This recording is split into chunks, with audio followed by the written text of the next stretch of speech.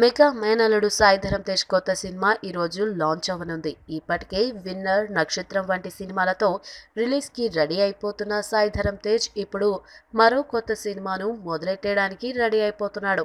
గతంలో గోపీచంద్, వాంటెడ్ వంటి సినిమాలు తీసిన కాస్త నిరాశపరిచిన రచయిత బివిఎస్ రవి ఇప్పుడు కొత్త సినిమాతో వస్తున్నాడు. కొత్తదైన కథతో సాయి ధరమ్ తేజ్ హీరోగా, మెహ్రీజ్ పిర్జాడా హీరోయిన్ గా ఇప్పుడు కొత్త సినిమాను మొదలెడుతున్నాడు. ఈ రోజు ఉదయం ఈ సినిమా తాలూకు లాంచింగ్ కార్యక్రమానికి ముహూర్తం ఫిక్స్ చేశారు. అయితే ఈ మెగా లాంచ్ కు అతిథి ఎవరు? ఇప్పటికే ఒక టాప్ హీరో అని ప్రచారం చేయడంతో ఖచ్చితంగా నందమూరి బాలకృష్ణ ఈ చీఫ్ గెస్ట్ అంటూ ఫ్యాన్స్ సర్కిల్లో వినిపిస్తుంది.